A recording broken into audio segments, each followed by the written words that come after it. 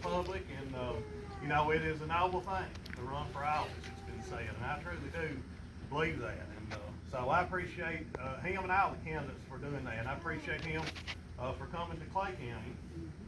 I'm not officially affiliated with his campaign. I'm just a supporter, and I'm honored to support him. And everything I know about him has been good, and I just really enjoyed getting to know him on a personal level. You know, I think back in you know, he's an ex-football player, and he played for Louisville, which we won't hold that against him. You're right. You know, but you know, he knows what a grass drill is, and he knows what a wind spread is, and some of the other things I spent my time doing growing up, and so and also on a professional level, he has I know Heather Roberts Wagers. He has employed her. She works for the Attorney General's office right now.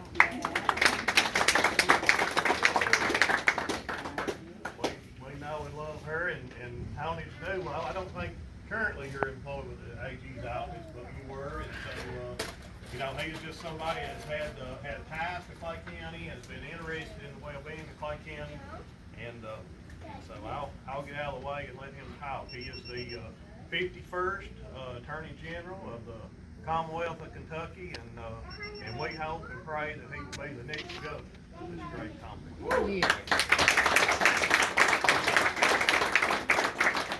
Well, Joe, thank you to you and your family for your willingness to support this campaign and help with this today, and certainly grateful for all of you all that are willing to come out and just hear me give a few brief remarks about this campaign for governor. And of course, I'm proud to have the pride of Clay County on my team, Heather Roberts Wagers. And let's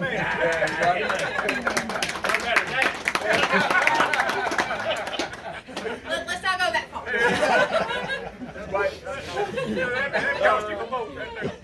But it is a delight and honor to be here, and thank you guys again for just being willing to spend a little bit of time with me today to talk about this race. Obviously, as Joe alluded to, there are a lot of candidates that are running for governor, and you have likely had an opportunity to hear from a lot of them, and probably between now and May 16th, you'll hear from more of us.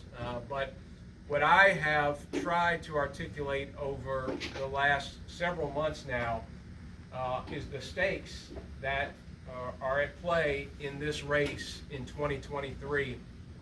Because I firmly believe that the media, the legacy media, the far left, a Democrat governor here, and a Democrat president and a Democrat administration in Washington, D.C., are trying to do everything they possibly can, have created the perfect storm of conditions that, if left unchecked, will destroy this Commonwealth's values, will destroy Clay County's values.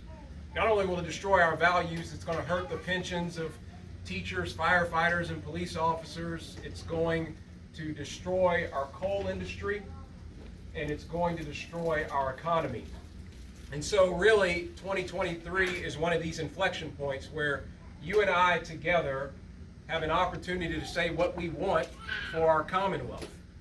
We can either say that we are content with Democrat leadership whose mere presence in the governor's office emboldens the far left, or we can say that we want leadership that reflects the values of the men, women, and children of all 120 counties.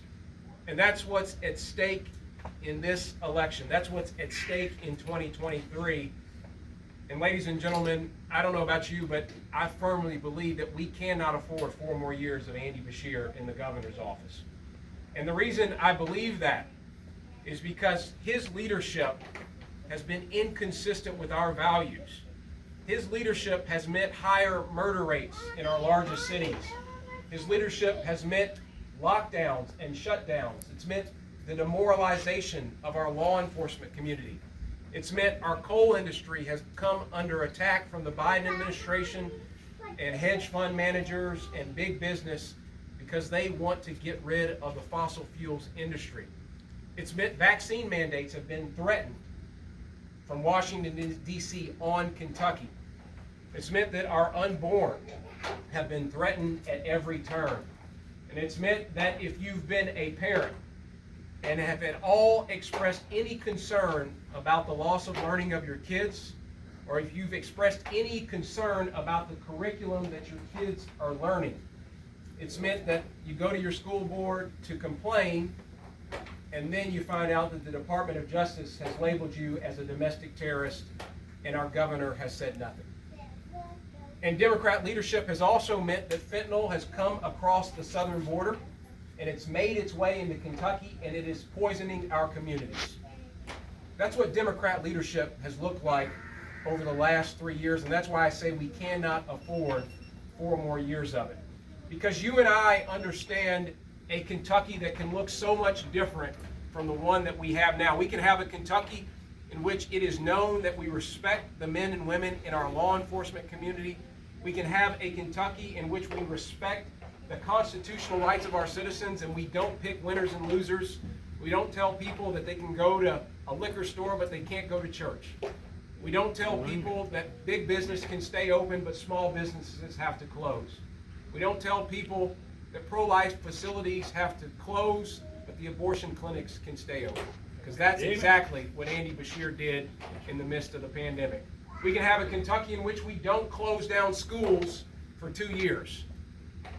We can have a Kentucky in which we empower our small businesses. We make sure, again, that our constitutional rights are respected and that everyone is valued and everyone's opinion counts, not just a few folks in Louisville and Lexington. That's why I'm running for governor, because I hope that I've demonstrated over the last 3 years that when the tough issues come to the desk, I've provided leadership. When the hard issues come to my desk, I've done my job without fear or favor. And when folks have denigrated me or denigrated or disparaged Kentucky on CNN or MSNBC, I've continued to stand up for our interests. I've continued to do what is right regardless of whether they protest on my front line. And that's the type of governor I will be. I'll be a governor that stands up and fights for your values every day. Because again, our identity is at stake in this race. Our future is at stake. And we need to coalesce around a candidate that can not only win on May 16th, but can also accomplish our ultimate goal, and that is retiring Andy Beshear from the governor's office.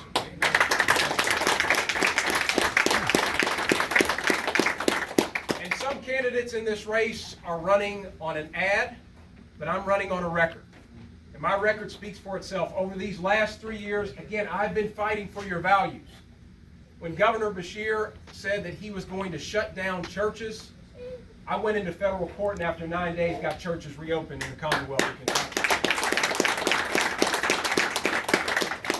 And when President Biden decided that he was going to try to force vaccine mandates on our state in disregard to the 10th Amendment of our Constitution, it says pretty plainly that those powers that are given to the federal government, those that are not given to the federal government are reserved to the states, even though that 10th Amendment says that we, as citizens of Kentucky, should have an opportunity to make a decision about the health, safety, and well-being of our citizens. Even though our Constitution says that, Joe Biden wanted to disregard that and wanted to put the health decisions and the vaccine decisions of Kentucky in the hands of a few bureaucrats in Washington, D.C. I said that can't happen and went into federal court and got those vaccine mandates stopped in Kentucky. And when it comes to the issue of life, I'm proud to say that because of the work of my office in defending pro-life legislation, since last August, the abortion facilities have been closed in the Commonwealth of Kentucky.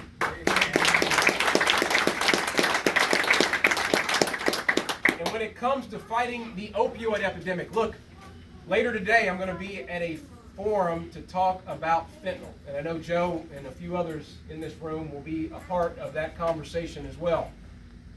But I'm not only talking about it, I'm taking action.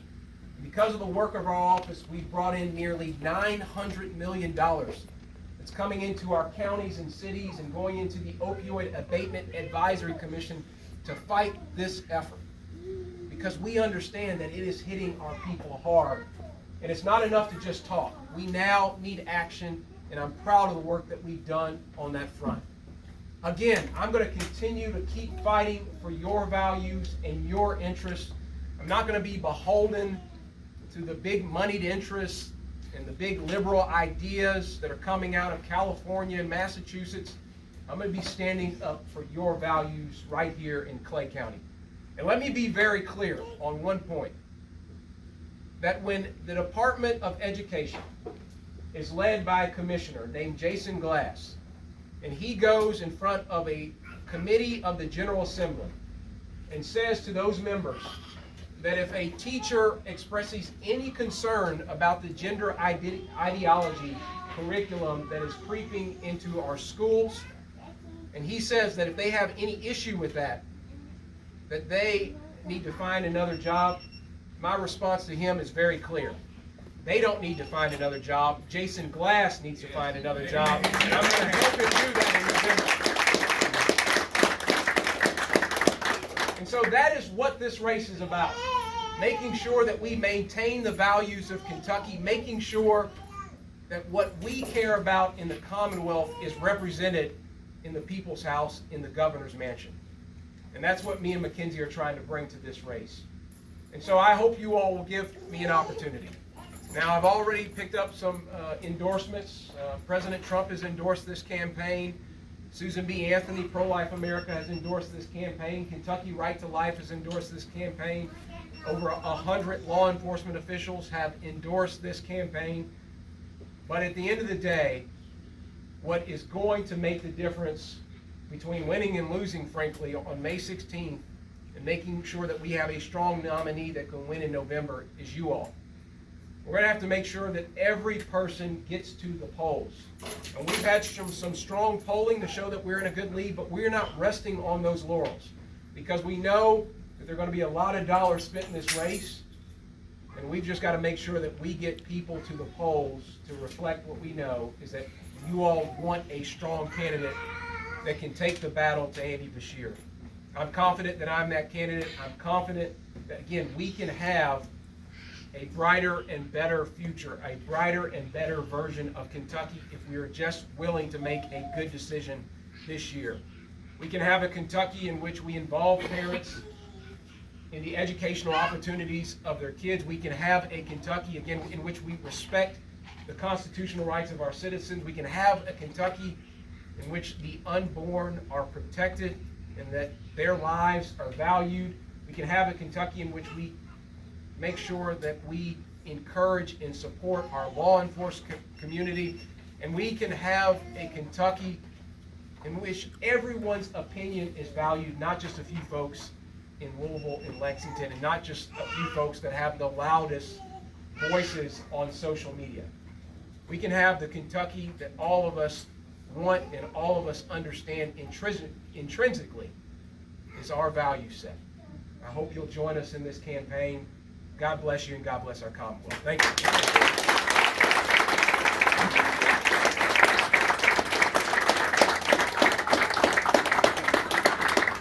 And with that, I'm happy to answer any questions that you all might have. And if you don't have any, that's okay as well, I assure you. What about the coal business? What do you do about, or what can you do for it? I've been fighting for the coal business since I came into office.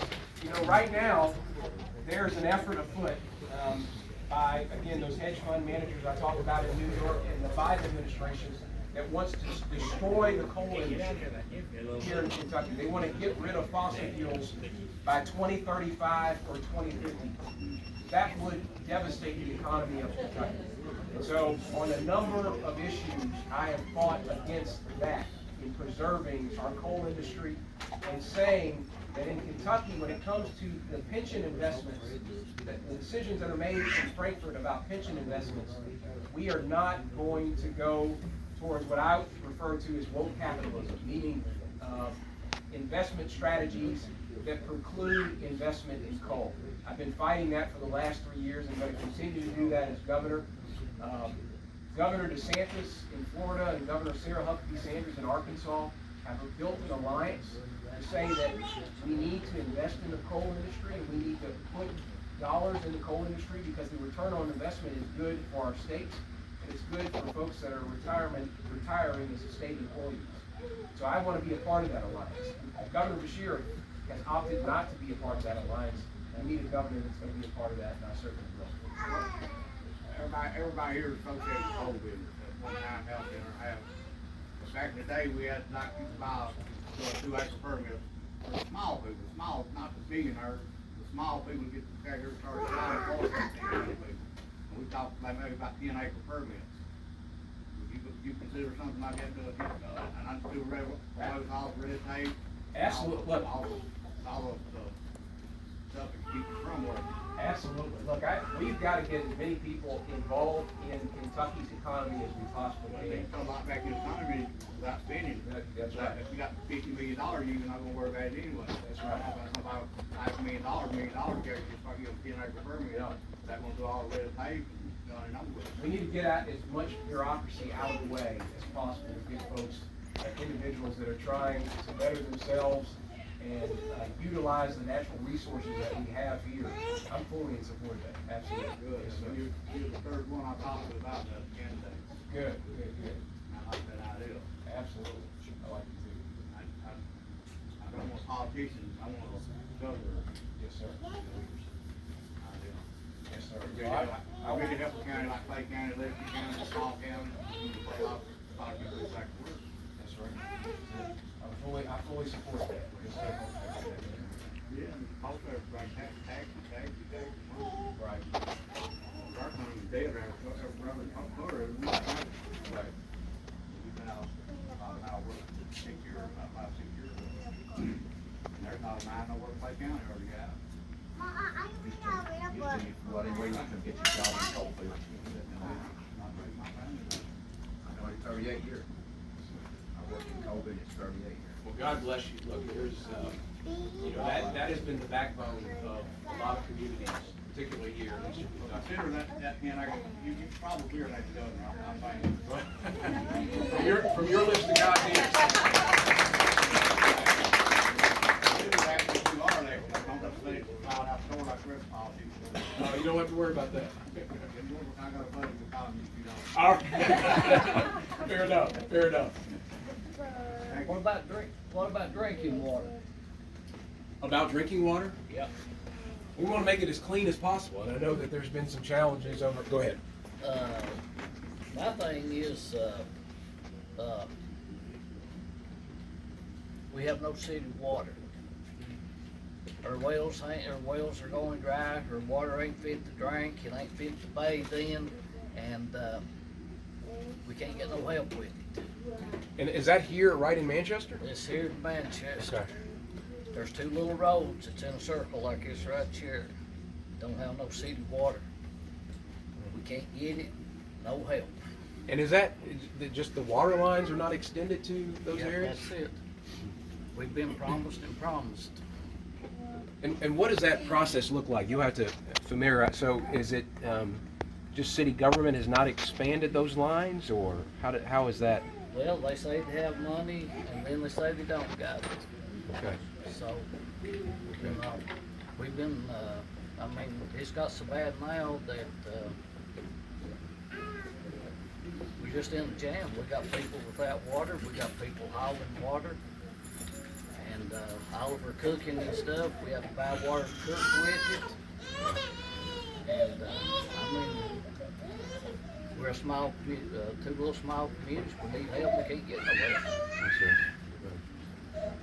Well, I'm sorry to hear that, and I certainly want to do whatever I can on that front. So is this more of a, like a local city issue, or do you think the state can be involved? Obviously, in terms of promoting and encouraging something to happen, but is there something that we can do specifically in Frankfort on that front? Yes, sir. The only thing you have to do is release some money to extend the water lines and stuff there. Yes, sir. And, the thing about it is, both the little communities and stuff there, we all work, we all pay taxes, but we can't never get nothing. Yes, sir. And, we're in a jam. Right. Well, I will, as soon as we get out of here, I'll call President Stivers, because I didn't know about the water line specifically, and so I will certainly do that. And I'm sure it's on his radar, but I'll make sure Oh, to, yeah, you guarantee it is. Yeah. And not only that, we was supposed to add some money there, and they come out and they've got everything drawn up and went to release it for bid and stuff, then the money was gone again. Okay. That's the reason I'm here today. Yes. Well, no, I appreciate you sharing that with me, and yeah, I'll do whatever I can on that front to be Yeah. helpful in this process. So, yes, sir. Thank you. Yes, sir. God bless you. All right. Anybody else here? No, let me make a comment. General Cameron, I've been tired of Republicans giving lip service to the pro-life movement. I think that in the past, Democrats have used the African American community and Republicans have used pro-lifers. And that's changed in recent years, and in large part due to your leadership in this state. And so from all of us here that are pro-life, thank you for your work on that issue. We appreciate it. I'd like to say something too. I'm from here originally. My husband is here from originally. We are both, we are high school sweethearts. So all of our family is from here. And I understand half my family or more are teachers and half of them are work in the coal industry. And so that resonates with me. Before I had this job, I actually was an attorney for state police, and I have never seen somebody stronger and more supportive of public safety initiatives and supporting law enforcement than General Cameron. And so he just does a fantastic job of listening to them and trying to find ways to work with people and their problems. And so I know the gentleman back here has a question about water. I'm sure Clay will take your information that way that they can get a response back to you. Okay? Thank you, appreciate it. Well, I appreciate this, and you know, at the end of the day, this is a process about making sure our values are restored in the governor's office, and you all are going to be so consequential to that. And I cannot overstate how important it is to get folks to the polls on May 16th. But even beyond that, in November, if we want to make sure Andy Beshear is a one-term governor, it starts in rooms like this all across Kentucky. And you all are going to be the reason that happens. Despite what polls say, despite what the national press says, they don't get to decide this race. You all in this room get to decide who will be the next governor of Kentucky. I think with your help, we can have a Republican governor come 2020 into 2023. Thank you all so much.